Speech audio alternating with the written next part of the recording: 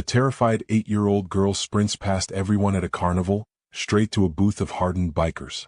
Tears stream down her face as she sobs, "They took my mom." The men she just begged for help hadn't started a fight in 3 years, but that was about to change instantly. Welcome to our channel.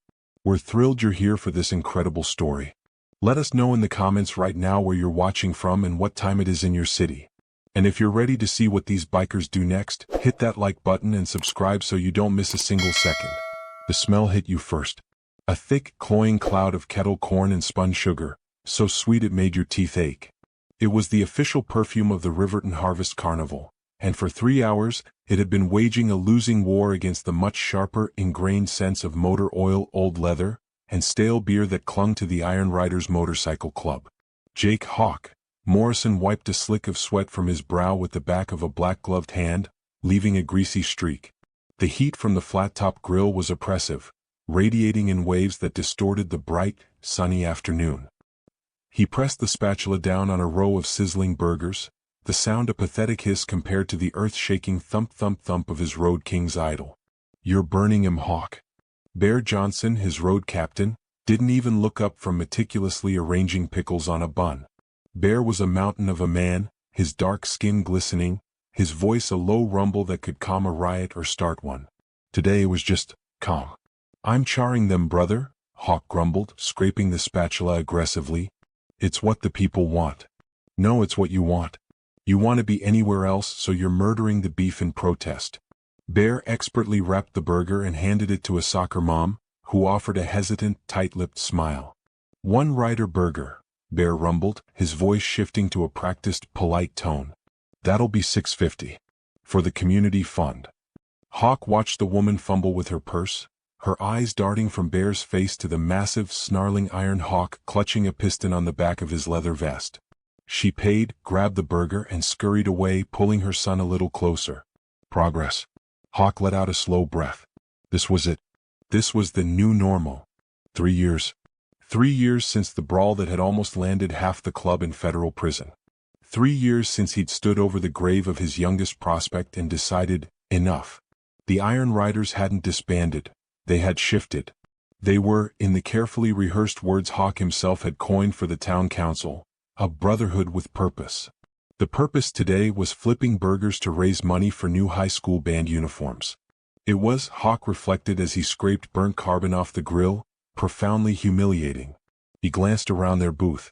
It was an awkward anomaly amidst the pastel-colored tents and ring-toss games. A dozen members of his club, men who had ridden through thunderstorms and faced down rivals with tire irons, were dutifully serving snow cones and taking tickets for the bounce house. Tommy Wrench Valdez, their best mechanic, was looking utterly defeated by a faulty nacho cheese dispenser.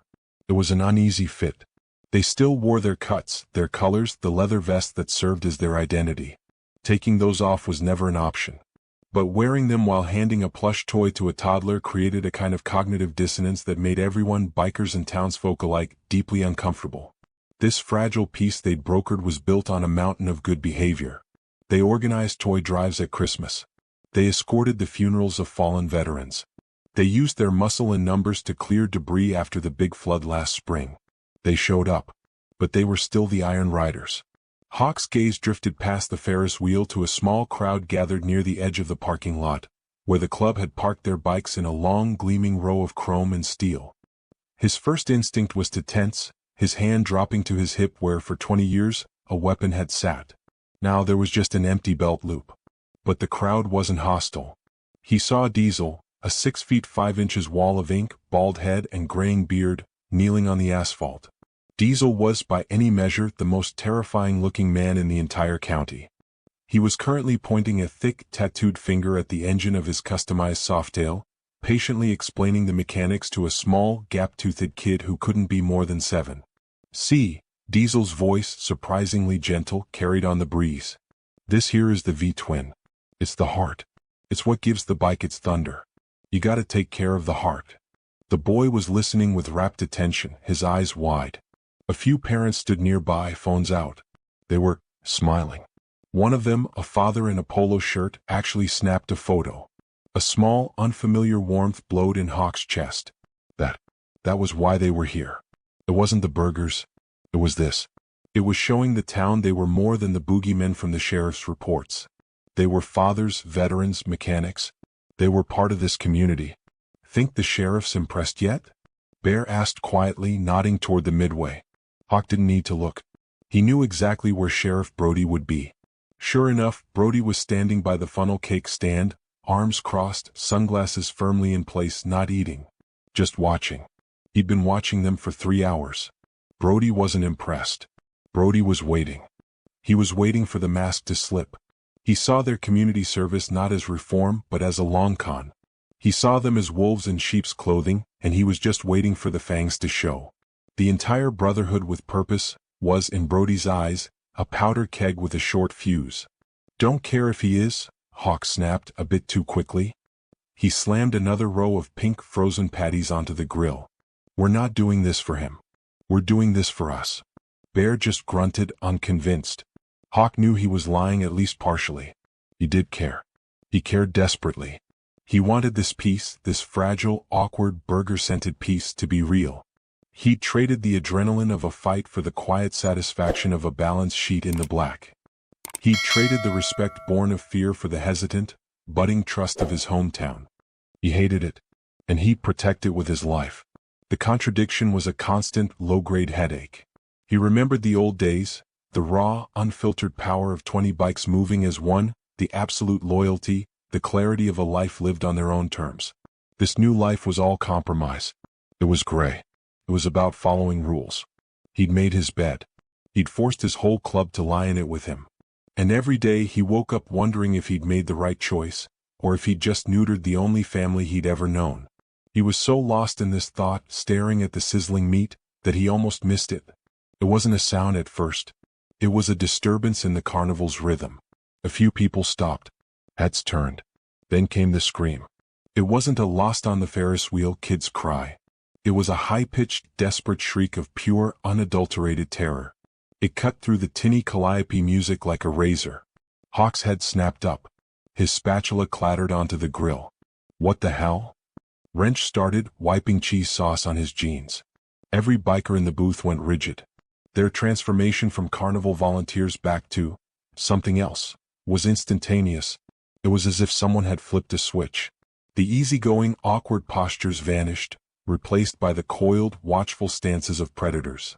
There, Bear pointed, his voice dropping back to that old, dangerous rumble. A small figure was sprinting toward them, arms pumping, weaving frantically through the stunned crowd. A little black girl no more than 8 or 9. Her sundress was torn at the hem, her bright pink sandals slapping against the dusty ground as she ran, tears streaming down her flushed face. She wasn't just running from something. She was running to them. She ran straight at their booth, a target as if the snarling hawk on their banner was a beacon of safety. The fragile piece, the grilled onions, the sheriff's watchful gaze, it all evaporated. The carnival was gone. There was only the girl, and the primal scream that had summoned the men they used to be. The scream wasn't just loud, it was wrong. It was a raw, primal sound that sliced through the carnival's cheerful atmosphere of calliope music and the rhythmic thunk of the ring toss. Every head turned, a wave of confused, sun-dazed faces. The Iron Riders didn't just turn. They pivoted, a single, unified motion. The casual, awkward softness of the last 3 hours evaporated, replaced by the coiled, instinctive energy of a predator pack. What the hell? Wrench muttered, dropping a half-full bag of ice. There, Bear's voice was a low growl. He pointed, not with a casual finger but with his entire arm, a rigid line of muscle. The crowd, a sea of pastel shorts and strollers, was parting like water. Sprinting through the gap was the source of the scream, a small black girl no more than 8 or 9. Her bright yellow sundress was torn at the hem, and one of her pink sandals was missing, her bare foot slapping frantically against the hot, dusty asphalt. Her braids were flying, her face a mask of terror and tears, her small lungs gasping for air. She wasn't just running aimlessly. She was running at them. She had seen the row of gleaming Harleys, the wall of black leather, and in a moment of pure desperation had identified them not as a threat, but as the only possible solution. She stumbled over her own feet, nearly pitching face-first into the dirt, but Wrench, moving with a speed that belied his lanky frame, lunged forward and caught her, scooping her up before she hit the ground. Whoa, whoa. Hey, you're okay. You're safe. What's wrong, sweetheart? Wrench said gently, kneeling to her level, his voice a stark contrast to the rough cute she was now clutching. The girl gasped for air, her sobs so violent they were silent. Her small fists twisted in Wrench's vest, her knuckles white. She choked, unable to form the words. Hawk was at her side in 2 strides, the forgotten spatula still in his hand. He put a gloved hand on her shoulder, his presence overwhelming. Breathe, kid, he commanded, his voice firm but not unkind. Breathe, then talk. Oh, what happened?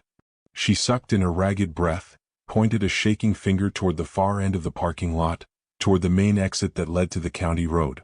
My mom, she finally wailed, the word tearing from her throat. They took my mom. 2 men. They grabbed her. They put her in a car. Hawk's eyes snapped up. Where? There, she screamed, pointing again. The silver car. It's going. Through the maze of parked minivans and pickup trucks, Hawk caught a flash of silver metal.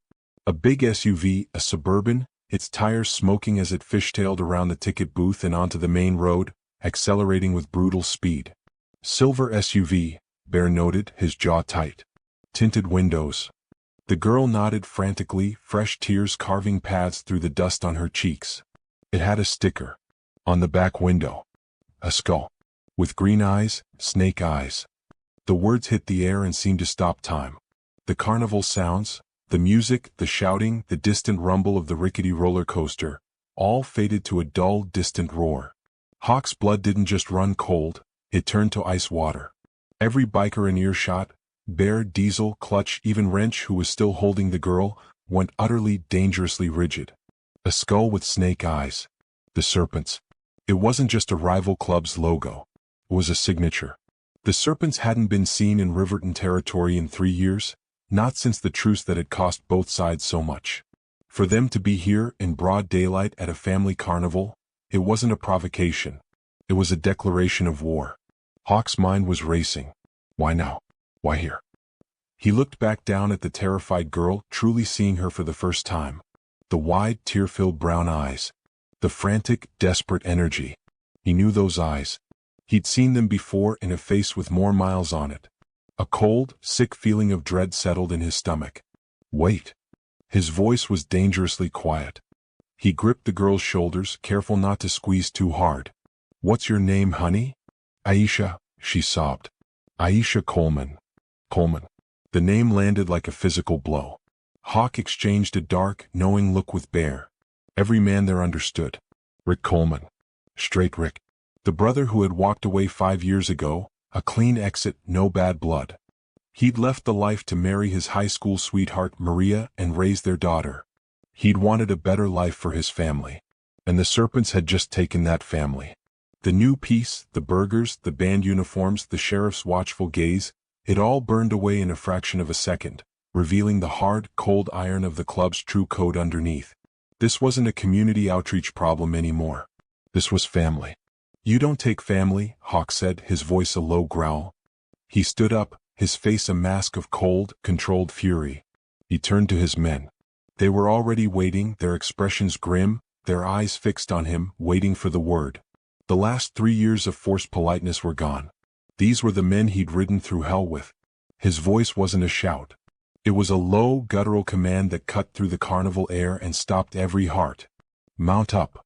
His men moved instantly, a blur of black leather and purpose. They didn't ask questions. They didn't hesitate.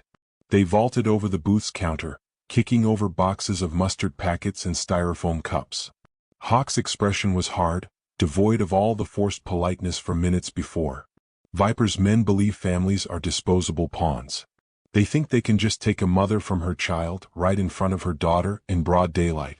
They believe their power makes them untouchable.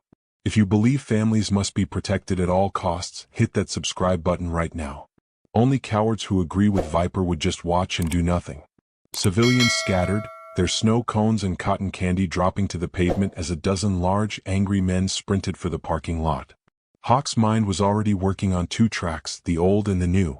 He ripped his phone from his vest pocket, his thumb hitting the 911 speed dial.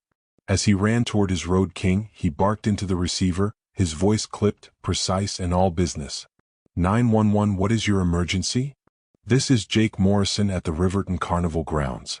A kidnapping has just occurred. Adult female Maria Coleman. Taken by force from the main parking lot. Sir, I need you to. Vehicle is a silver Chevy Suburban late model. Tinted windows. Sticker on the rear window, a skull with snake eyes. Last seen heading east on County Road 14. Suspects are armed. This is gang-related. Send everyone. Bear, running beside him, shouted, partial plate. Charlie Romeo 7. Caught it with the Beanos. Partial plate Charlie Romeo 7, Hawk relayed. Sir, I need you to stay at the scene. Do not pursue. Officers are being dispatched immediately, the operator said, her voice rising in urgency. Hawk hung up. Not happening.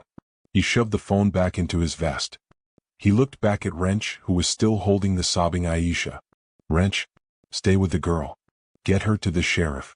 Now. Aisha heard him and struggled in Wrench's arms. No. My mom. You have to. Her tear-stained face looked up at Hawk with a desperate, fractured hope. You'll get her back? Promise. Hawk was already swinging his leg over his bike. He didn't make promises he couldn't keep. But as he looked at this terrified child, her entire world just ripped apart. He saw his own daughter's face. He met her gaze, his own unblinking. We're not stopping until she's home safe. He slammed his helmet on, the visor clicking shut. He turned to Wrench. Go. Wrench nodded, lifting Aisha and running toward Sheriff Brody, who was now sprinting across the midway, his face purple, his hand on his holstered weapon. Hawk hit the ignition. The sound was a cannon shot. Click, thump, thump, thump. One by one, like a chain reaction, the other bikes roared to life. 12 more engines catching, swelling into a deafening, ground-shaking symphony of V-twins. The ground itself trembled. The bright, cheerful carnival music was completely obliterated by the sound of thunder. Morrison. Sheriff Brody bellowed, still 50 yards away. Stand down. That's a direct order. Stand down. Hawk met the sheriff's furious gaze. He gave a single dismissive nod, revved his engine, the pipes barking in defiance, and turned his bike toward the exit. The sound was his only answer. This is Hawk, he barked into his helmet mic, the internal comms crackling to life. All teams listen up. This is a retrieval. Bear, your Bravo team. Take the parallel streets, get ahead of him. Clutch, your Charlie, lock down the highway entrances. We box him before he hits the interstate. Alpha team, you're on me. We are the spear. We do not lose visual. Copy, Hawk, came the unified response. Questions. Silence. Then let's ride. 13 motorcycles, a tight column of black steel and righteous fury, thundered out of the Riverton Harvest Carnival. They moved in perfect, disciplined formation, parting the shocked crowd like the Red Sea. They left behind a terrified little girl, a furious sheriff, and a stunned town. On the grill, Hawk's last row of burgers, forgotten and untended, burst into flames. Thick, acrid black smoke rose into the bright blue sky, a signal flare for the whole county to see. The Iron Rider's fragile peace was over. The chase was on. The carnival vanished. The pastel-colored tents, the laughter, the smell of sugar, it was all gone, replaced by the roar of 13 V-twin engines and the sting of exhaust. The Iron Riders were a wall of sound moving through the streets of Riverton. Hawk led the charge, his mind a razor-sharp processor, the last 3 years of forced calm sloughing off him like a dead snake's skin. This was not a man who flipped burgers. This was a general. His helmet mic crackled. This is Hawk. Alpha team on me. We are visual. That Suburban is fast, but it's heavy. Bear, Bravo team, you're parallel. Go east on Miller, cut through the parkway. Get ahead of him. I want you at the 1 to 95 on-ramp before he gets there. Clutch, Charlie team, lock down the southside bridges. Do not let him cross the river. Copy, Hawk, came the instant, clipped replies. The club split into 3 tactical units, a practiced, lethal choreography they hadn't used in years, but which their muscles had never forgotten. Traffic parted before them, a wave of blaring horns and screeching tires. Drivers saw the column of black leather and chrome in their mirrors and instinctively swerved to the shoulder. The Suburban was 2 blocks ahead, weaving erratically. The driver was good, but he was panicked. Hawk, Bear, and their men, They weren't panicking. They were hunting. This was their city, their asphalt. They knew every pothole, every shortcut, every red light camera. Hawk's eyes were locked on the SUV's taillights. Beside him he could see Diesel, a mountain on his bike, one hand steady on the throttle. A tiny red rec light glowed on the side of Diesel's helmet, a single glowing ruby. It was streaming high-definition video and audio directly to a private, encrypted cloud server. It was a habit from the old days. Evidence, Hawk called it. Insurance. He's running the lights, boss, Bear's voice crackled. He just blew through the intersection at 4th and Main. Stay on him, Bravo, Hawk commanded. Don't get close enough to spook him, just keep him funneled. The suburban driver must have seen Bear's team approaching from the cross street. He jerked the wheel hard right, cutting across 2 lanes of oncoming traffic, desperation taking over. A white delivery van laid on its horn, the sound a desperate shriek as it locked its brakes. The van skidded, tires smoking, but it wasn't enough. The Suburban sideswiped it. It wasn't a tap. It was a violent, shearing impact. Metal shrieked and tore. The van spun out of control, smashing backward into a row of parked cars with a sickening crunch of glass and steel. The SUV, its entire passenger side now a long, ragged gash, didn't even slow down. Hawk's jaw tightened until his teeth ached. A civilian. Maybe multiple civilians injured or worse. The Serpent driver hadn't even tapped his brakes. He didn't care. They didn't care who they hurt, who they endangered, as long as they got away. They were putting hundreds of innocent lives at risk just to escape. This is the Serpent's way. They see everyone else, that van driver, the people on the sidewalk, Maria, Aisha, as collateral damage. They believe they're the only things that matter. Hit the like button if you're sick and tired of entitled cowards like this who think the rules don't apply to them, who think they can just tear through other people's lives. Hawk fought the instinct to stop, to go back for the van. He couldn't. Maria was in that truck. Charlie team, accident at 4th and Main. He barked into his mic, call it in. Report hit and run, silver Suburban. Then get back on the bridges. Copy, Hawk. Done. This recklessness, this absolute disregard for consequences, it meant something. This wasn't a simple snatch and grab. This wasn't personal beef. This was something else. Something bigger. He needed to know why. While keeping his throttle steady with his right hand, Hawk tapped the comms unit on his helmet with his left, activating his phone's voice command. The roar of the wind was deafening, but the noise-canceling mic was top of the line. Call Rick Coleman. The line clicked. Hawk, what's happening? I just got to the carnival, Wrench told me. Aisha, is she? Rick's voice was a high, thin wire of pure panic. Aisha is safe, Hawk said, his voice a low, steady anchor in the chaos. She's with Wrench and the sheriff. But Rick, they have Maria. We've got eyes on the SUV. We're on them. I need to know why, brother. Why now? Why the Serpents? There was a choked-off sob on the other end of the line. Oh God, Rick whispered. Oh God, they really did it. They really did it. Rick, focus. Hawk bellowed, swerving to avoid a pothole. What did you do? It's me, Hawk. It's all because of me. Rick's voice cracked. The truce is over. There is no truce. What did you do? Rick's confession came out in a ragged, frantic tumble of words. I testified. I didn't tell anyone. Not even Maria. They subpoenaed me. A federal case, Hawk. Against Viper. The name hit Hawk like a physical blow, colder and harder than the wind. Viper. Marcus Viper Santana. The God King president of the Serpents. A man who ran gun running and trafficking operations across 3 states. A man Hawk had personally stared down across a blood-soaked parking lot 3 years ago to hammer out the very truce that was now in ashes. A man who was, Hawk knew, currently awaiting the biggest trial of his life. You testified against Viper Santana? Hawk said, his voice dangerously quiet. I thought it was sealed. Rick cried, his voice breaking. I thought it was anonymous. I thought my family was safe. Then his lawyer called me this morning. This morning, Hawk. He said there was a data leak. He said the witness list was out. He said Viper wanted me to know that debts get paid. I thought he was bluffing, man. I thought it was just a threat to scare me. The pieces didn't just fall into place. They slammed together with the force of a car crash. This wasn't a kidnapping. This wasn't a gang war.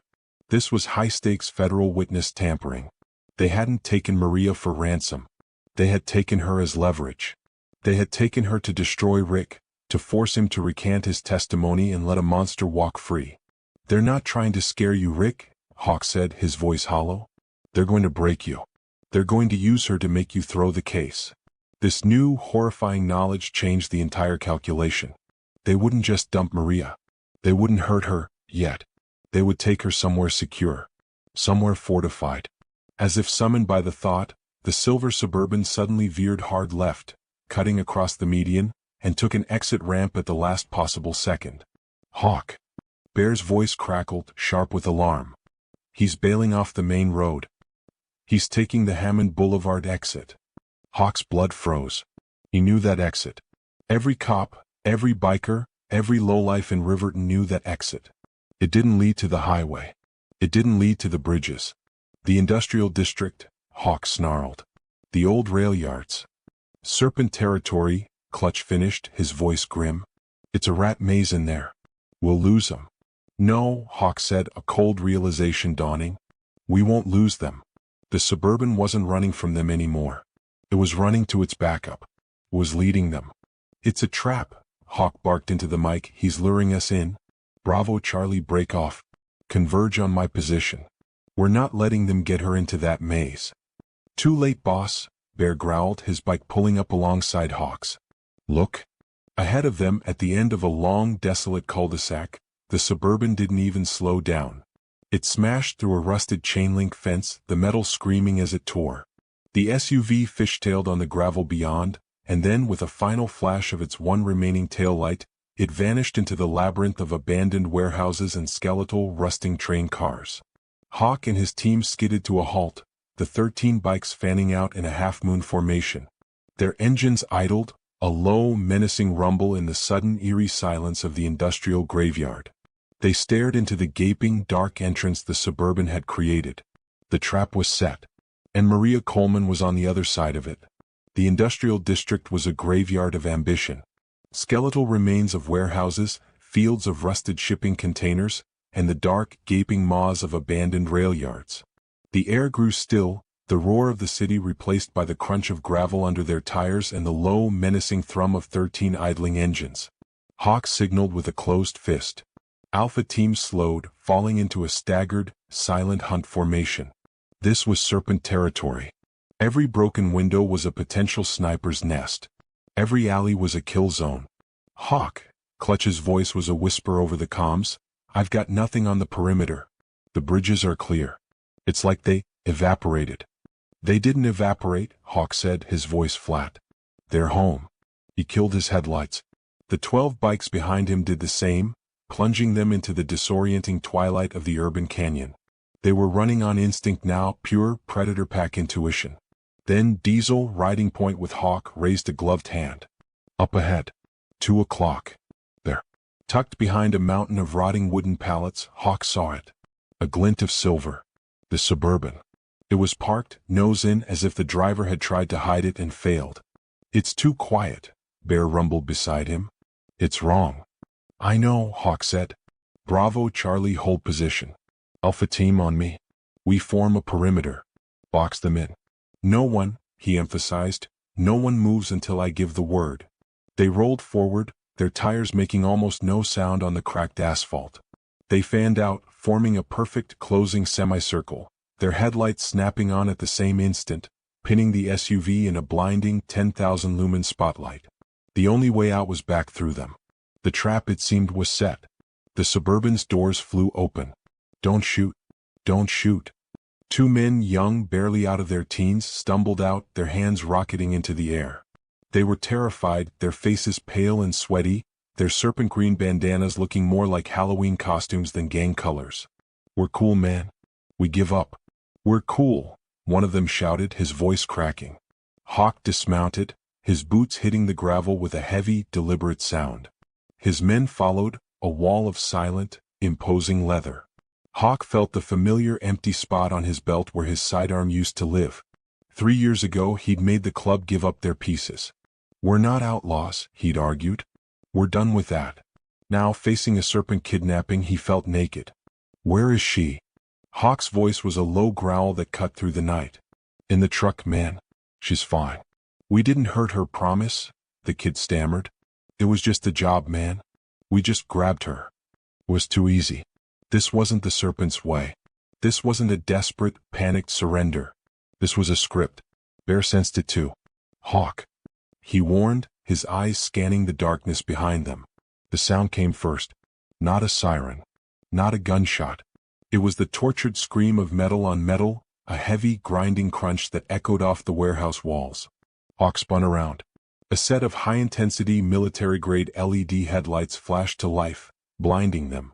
They were coming from the narrow entrance they had just rolled through. A massive, black, reinforced steel bumper smashed through the chain-link fence as if it were tissue paper. A blacked-out, lifted Escalade, a goddamn urban assault vehicle, slammed to a halt, completely and utterly blocking their only exit. The riders were trapped. Oh hell, Clutch muttered, taking a step back. The Escalade's doors opened, all four at once. For serpents, not kids but hardened, scarred veterans stepped out. They weren't armed with pistols. They were holding tactical shotguns and short-barreled rifles, holding them at a casual, ready low port. The front passenger door opened last. A giant of a man unfolded himself from the truck. He was at least 6 feet 5 inches, his face a roadmap of prison tattoos, a coiled serpent inked across his throat. He racked the slide on a Mossberg 590, the shuck-shuck sound echoing with terrifying finality. Trey Razor Washington. Viper's enforcer. The club's boogeyman. Well, Razor drawled, his voice like gravel in a blender. Look what we got here. The Iron Retirees. Y'all look lost. He grinned, revealing a row of silver-capped teeth. This ain't the bingo hall grandpas? A new sound pierced the standoff, the high, desperate whine of a single, over-revved engine. Rick Coleman, his face a mask of pale terror, skidded his old Dyna to a halt just outside the blocked fence, nearly crashing into the Escalade. He saw the shotguns, the circle of trapped bikers. He saw the silver Suburban. Maria, he screamed, his voice cracking. Where is she? Razor's poisonous grin widened. His head swiveled slowly from Hawk to Rick. Ah, he said as if a missing puzzle piece had just appeared. The guest of honor. We were wondering when the rat would show up. He leveled the shotgun not at Hawk but directly at the riders. He knew they were unarmed. He knew they were trapped. This was a display. Look at this, Rick. Your old pals here to save the day. Only they forgot to bring their, well, anything. Razor's arrogance was suffocating. He thrived on fear, on the absolute control of a situation. This is the serpent's true face. They're bullies who bring guns to a rescue, who laugh at unarmed men. They prey on those who are just trying to do the right thing. Comment, justice for Rick, below if you're not going to let these thugs intimidate you, if you're sick of bullies like Razor thinking they can just run the world. Now, Razor said, his voice all business. He nodded to the two scared kids by the Suburban. Get her. The act was over. The two kids, their fear gone, yanked open the Suburban's rear door. They dragged Maria out. She was bound with thick zip ties at her wrists and ankles, a strip of black duct tape sealing her mouth. Her eyes were wide with a terror so profound it made Hawk's stomach clench. She was alive, but she was broken. Maria. No. Rick roared, scrambling off his bike, fumbling for a chain in his saddlebag. Ah. Razor barked, swinging the shotgun over and aiming it directly at Rick's chest. Don't be a hero, rat. You're the reason she's here. You'll be the reason she leaves, in one piece or a few. Your call. Rick froze, his hand trembling, tears of pure, impotent rage streaming down his face. The two serpents dragged Maria across the 30 feet of no man's land, her feet scraping on the gravel. They hauled her to the Escalade and shoved her into the open back door with brutal, callous indifference. What's the play, Razor? Hawk growled, stepping forward, drawing the attention. You made your point. The play? Razor laughed.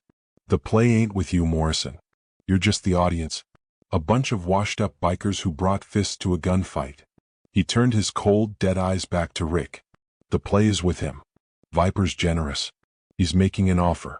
Tell your rat-faced husband to check his phone. The deal's waiting. And then, faint but unmistakable, came the sound. Ooh. Sirens. Getting closer. Hawk's heart leaped. The 911 call from the carnival. They were finally here. Razor heard them too, and his smile only widened. Right on time. See, we plan our parties, old man. The serpents got back into the Escalade. Razor, the last one in, kept the shotgun leveled at Rick until the door was shut. The Escalade's engine roared. He's trapped. Bear shouted. He's got nowhere to go. Wrong, Hawk said, a split second before the Escalade's tires shrieked. It didn't go forward. It slammed into reverse, shot backward 50 feet, and then smashed sideways through a different, older, rotted-out section of the perimeter fence, a pre-planned escape route Hawk hadn't even seen. In a spray of splinters and rust, the Escalade was gone, disappearing into the dark maze of the rail yard. The riders were left alone in the construction site, standing in a cloud of dust and exhaust. The abandoned, damaged Suburban, Evidence, sat there, a mocking trophy. Scree. Tires screamed on pavement. 5 police cars slammed to a halt outside the main, blocked entrance, their lights turning the entire dead end into a chaotic, flashing nightmare of red and blue. Doors flew open. Cops fanned out, guns drawn, using their cars for cover. On the ground, all of you, a megaphone boomed. Hands in the air. Hands where we can see them. Now. Sheriff Brody stepped into the lights, his face apoplectic with rage. He saw a dozen bikers, a kidnapped vehicle, a smashed-up crime scene, and no victims. Hawk looked at Rick, who had fallen to his knees. He looked at his unarmed, trapped men. And he looked at the wall of police officers who saw, not a rescue party but the problem. They were completely, utterly screwed. The world dissolved into a flashing nightmare of red and blue. Hands in the air. On your knees. Now. The megaphone voice was distorted, godlike, and absolute. Sheriff Brody stood behind a car door, his pistol aimed dead center at Hawk's chest. The Iron Riders were caught, unarmed, silhouetted against their own headlights, standing over a wrecked, empty kidnap vehicle.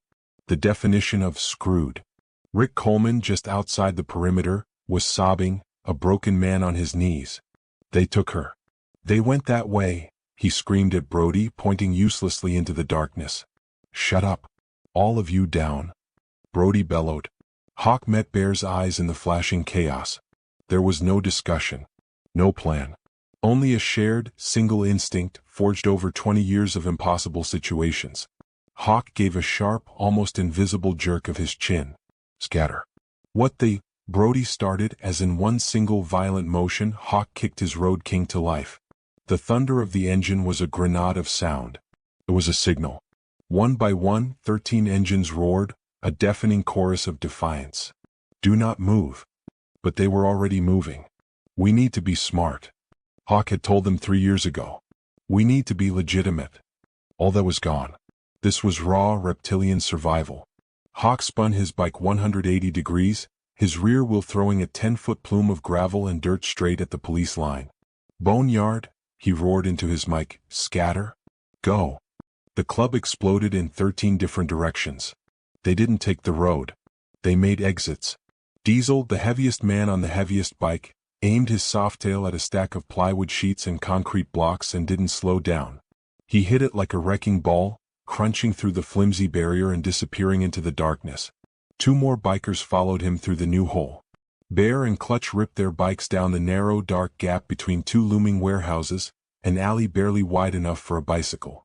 Cops on foot sprinted after them, their shouts lost in the roar.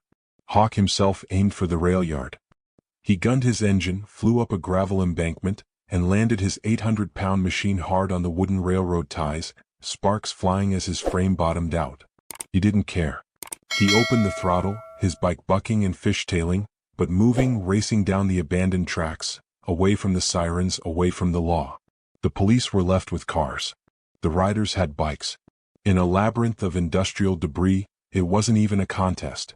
Within 90 seconds, the shouts and sirens were a fading, frantic wail behind them. The Boneyard was their true clubhouse, an abandoned municipal bus depot they'd unofficially owned for 2 decades.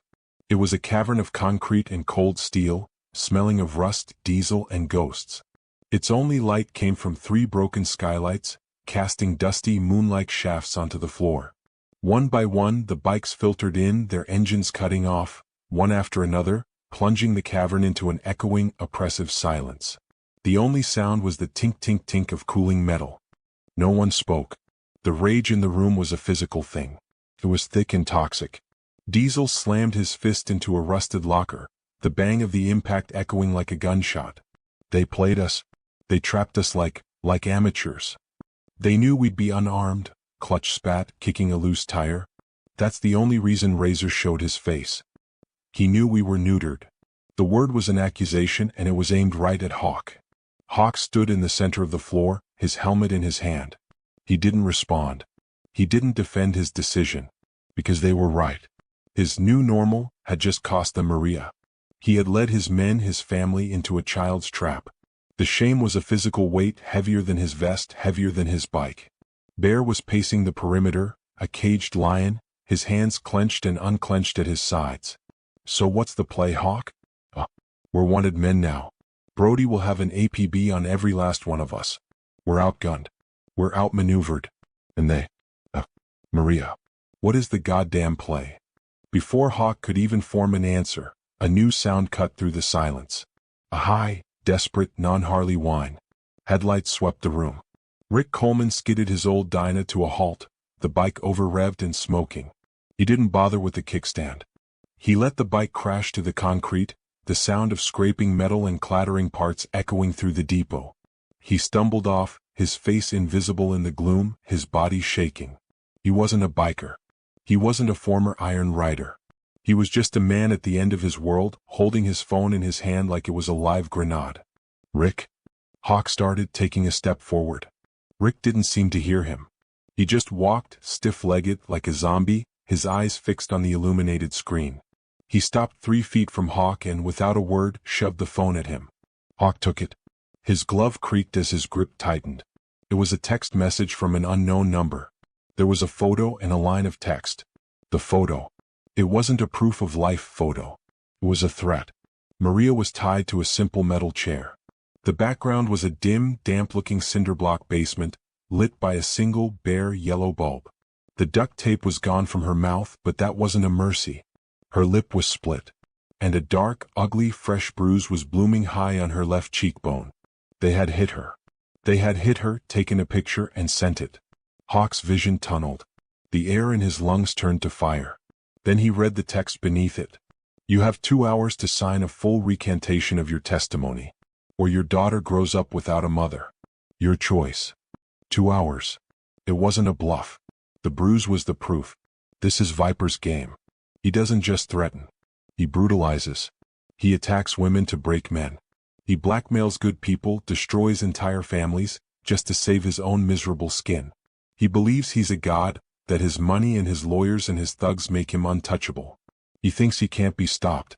If you can't stand manipulative, cowardly scum like Viper, smash that subscribe button right now.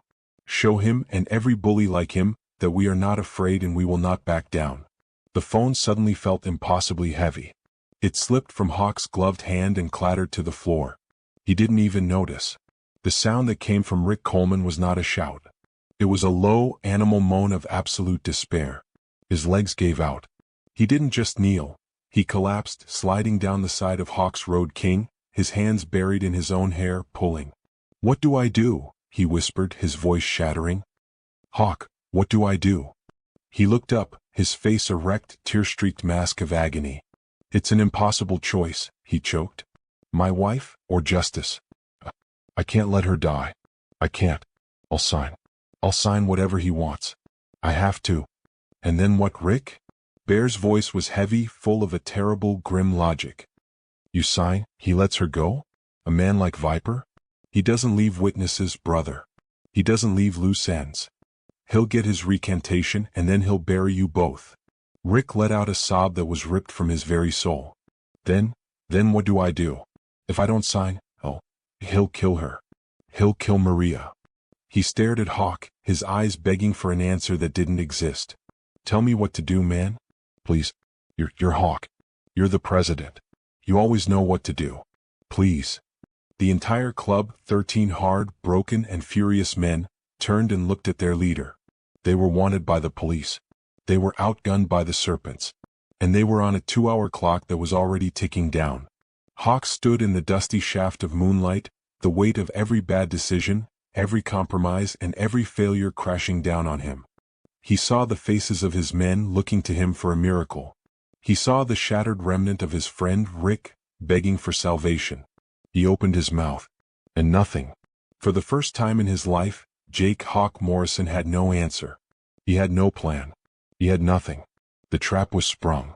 And they were all in it. The silence in the bus depot was heavier than the concrete roof. It was a suffocating cold vacuum filled only by the tink, tink, tink of cooling engines and the ragged choked sobs of Rick Coleman. He was still on the floor, a heap of denim and despair. The rest of the club was a ring of shadows, their faces lost in the gloom. Diesel's fist was still imprinted on the metal locker. Clutch's boot was still resting on the tire he'd kicked.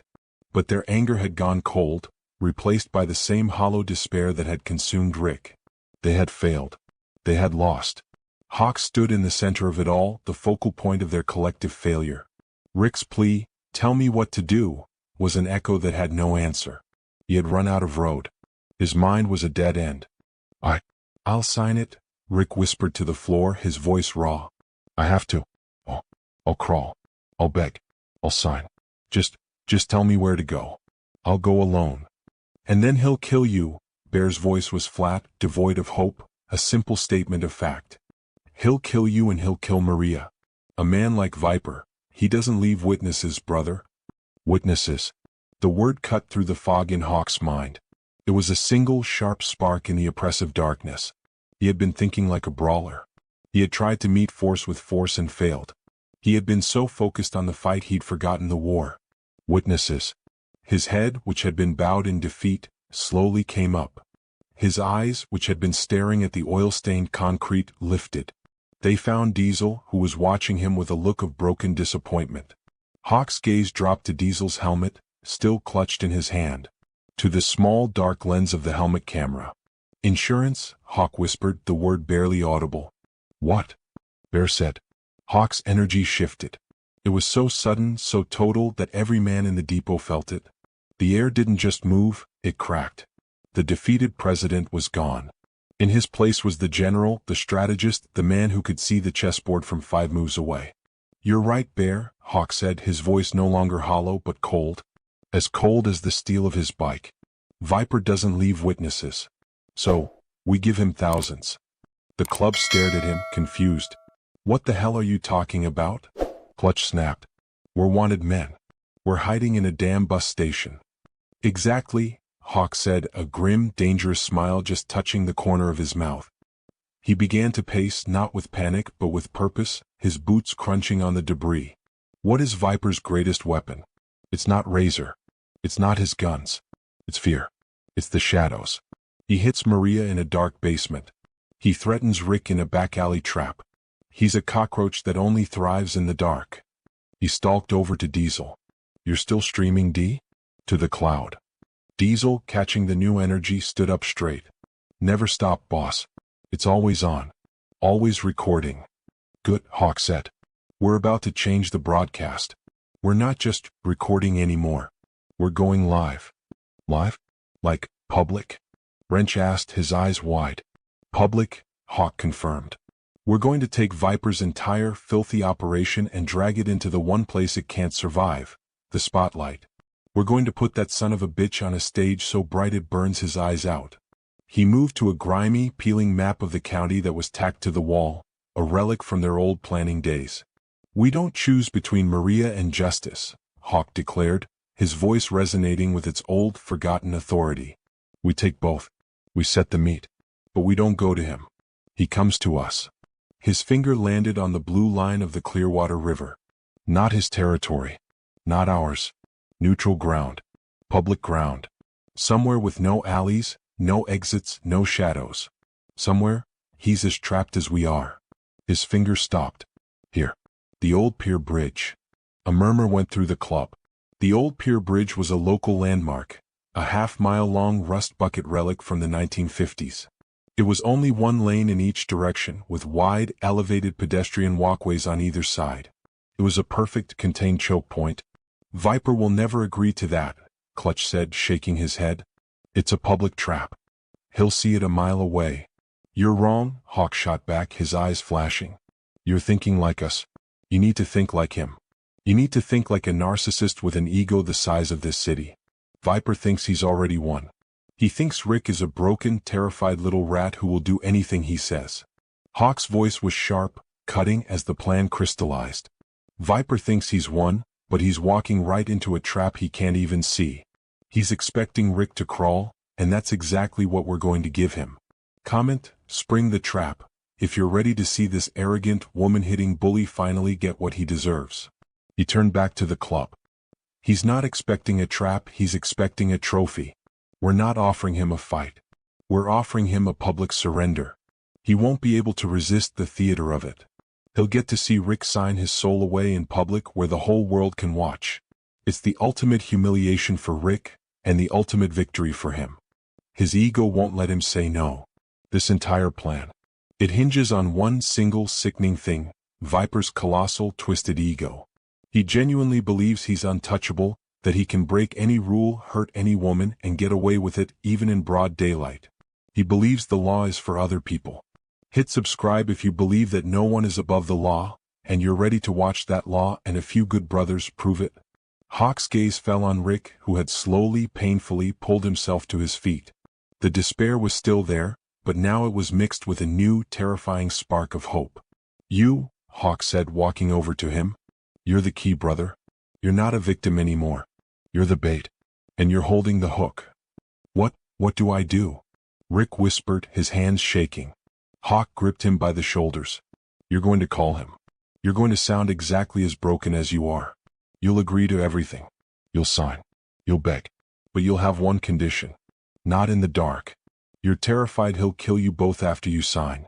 You'll only do it in public. On the bridge. Where people can see. It's your only non-negotiable term. Make him believe you're a coward trying to save his own skin. Rick looked at the phone on the floor. He nodded, his jaw setting. He picked it up, his thumb shaking as he hit redial on the unknown number. The depot went dead silent. The call was on speaker. 1 ring. 2 rings. Click. A smooth, amused voice filled the cavern. So soon? You've made your choice, rat? Rick's breath hitched. He looked at Hawk. Hawk nodded. Go. Viper, Rick stammered, and the fear was not an act. Yes, I'll sign. Oh, I'll sign whatever you want. Please, just don't hurt her anymore. Please. A low, satisfied laugh came through the phone. I knew you'd see it my way. I have a document, all ready for your signature. I'll sign it, Rick said, his voice cracking. But not in the dark. Not in some alley where I can what, Ricky? Viper purred, enjoying the terror. Where you can just get rid of us, Rick choked out. I'll do it. But it has to be in public. The old pier bridge. In 1 hour. In the open. Where people can see. It's the only way I'll know you'll let us walk. Please. There was a long, cold pause. The entire club held its breath. Then came the sound that chilled Hawk to the bone. Viper laughed. A full, arrogant, genuine laugh. Public humiliation? You want to sign your soul away in front of the whole city? That's pathetic, Rick. And I love it. You want an audience for your surrender? You got it. 1 hour. The bridge. And Rick? Yes. Don't be late. Maria's getting impatient. Click. The line went dead. Rick sagged against the bike, his face pale but his eyes burning. He agreed. He's coming. Hawk's face was a mask of cold, hard granite. A grim, predatory smile touched his lips. He took the bait. He turned to his club. The despair was gone. The anger was back, but it was no longer wild. It was a focused, cold, blue flame. Diesel. Get that stream link ready to go live. I want it on every social media platform in this state in the next 10 minutes. Wrench, Clutch, you're with me. We're setting the stage. Everyone else, mount up. We ride. And this time, Hawk said, his voice dropping to a deadly growl, we're not running. We're the trap. The old pier bridge was a skeleton of rust and iron, stretching a half-mile across the dark, swirling water of the Clearwater River. It was a place of ghosts, a forgotten artery of the old city. Tonight it was a stage. The rumble of 13 Harleys was the only sound, a low, controlled thunder that seemed to be absorbed by the fog rolling off the river.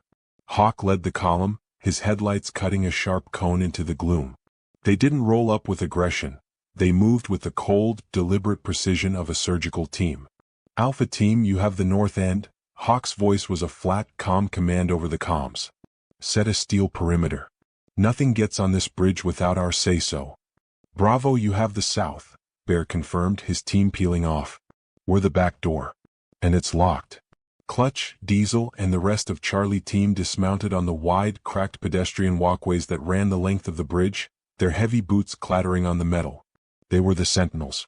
Rick Coleman pulled up last, his smaller engine sounding thin and reedy. He killed his motor, plunging the bridge into a heavy, oppressive silence. He walked, his steps unsteady, to the exact center of the bridge, a lone, frail figure under the flickering yellow streetlights. In his trembling hand, he held a manila envelope. Inside were 5 pages of blank copy paper with a forged legal cover sheet, a prop for a play he was terrified to be starring in. We're set, Hawk said, his bike a silent black statue at the north entrance. Diesel unclipped his phone from its handlebar mount. He pulled up the streaming app, his thumb hovering over the Go Live button. Title Boss? Live, Iron Riders save kidnapped mother, Hawk said, his voice hard as iron. Tag Viper Santana. Tag Serpents MC. Tag Riverton PD. Put it everywhere. Now. Diesel hit the button. The view count, 1, then 14, then 98. It's live, boss, Diesel said. He shared the link to a private network of biker-friendly social media pages, forums, and message boards. The signal is out. For 3 minutes nothing happened. The only sound was the wind whistling through the iron girders. Rick stood alone, shaking. The view count on Diesel's feed ticked past 1,000. Then 3,000. Comments started to flood in. Is this real? Get her back, riders. Viper is a coward.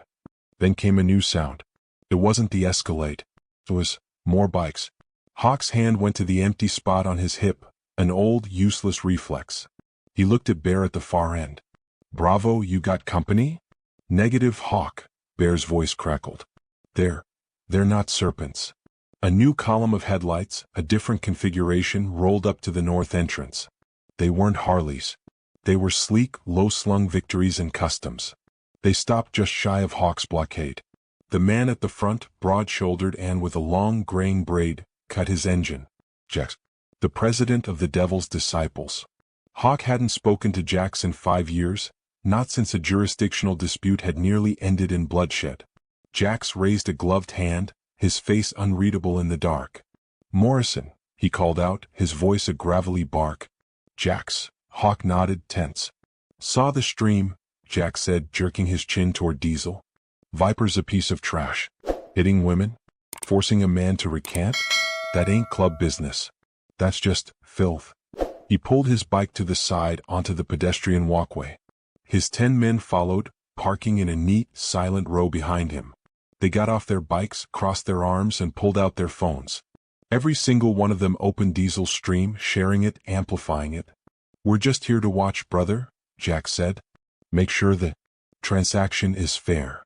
Before Hawk could even process this, another rumble came from the south end. Hawk, Bear's voice was tight with disbelief. You're not gonna. The Road Kings are here. And behind them the Nightwolves. And from a side street Hawk hadn't even considered, a half-dozen independent riders, belonging to no club, but loyal to the code. They didn't come to fight. They came to witness. In less than 10 minutes, the old pier bridge was no longer an empty stage. It was a courtroom. The Iron Riders were the prosecutors, and 40 bikers from 4 different, often rival clubs had just become the jury. They lined the walkways, a silent, leather-clad army of chrome. A wall of cell phone cameras, all live, all recording, all pointed at the empty center of the bridge. The view count on Diesel's stream wasn't ticking anymore. It was exploding. 10,000, 30,000, 50,000. A local news helicopter's whoop whoop whoop could be heard in the far distance, drawn by the viral feed and the police scanners. This was the trap. Right on time, a new set of headlights, the sharp, sterile white of luxury LEDs, cut through the fog.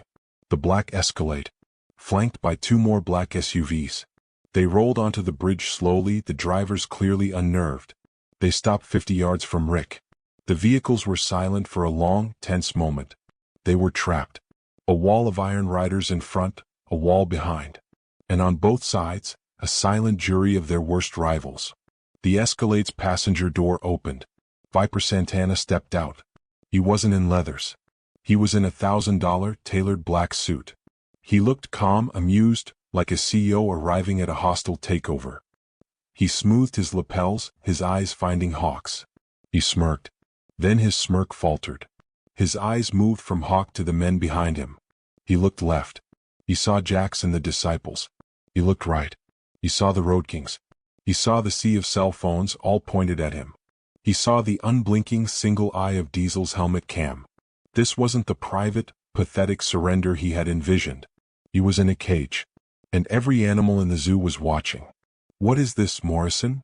Viper's voice was a low, dangerous hiss, but for the first time Hawk heard a tremor in it. "This wasn't the deal." "This is exactly the deal, Viper," Hawk called back, his voice booming across the bridge. "A public exchange. You wanted an audience? You got one. You're the star of the show." Viper's face darkened. He knew he was beaten.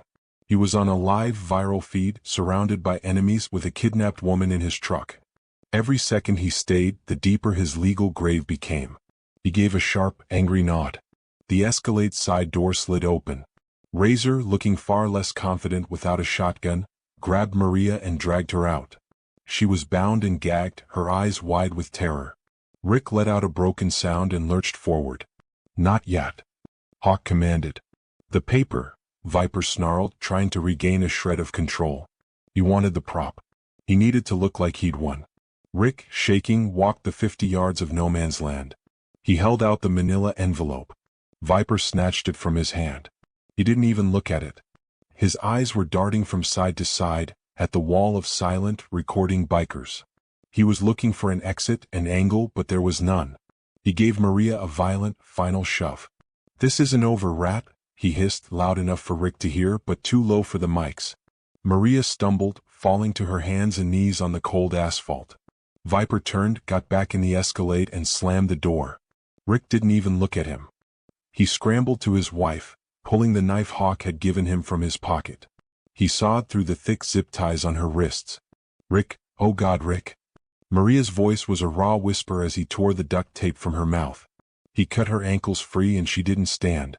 She just collapsed into him, her arms locking around his neck, her sobs violent and gut-wrenching. He buried his face in her hair, his own body shaking. "I got you," he whispered over and over. "I got you. You're safe. You're safe." They did it. In the center of that cold, dark bridge, surrounded by hard, silent men, a family was whole again. Maria was safe. Comment, family first, if you're cheering for the Colemans right now. Only a true Serpent supporter, a coward who thinks families are disposable, would stay silent. In the distance, a new sound began to wail, growing closer. Police sirens. Diesel had made the anonymous call 10 minutes ago, right on schedule. The sound shattered the tension.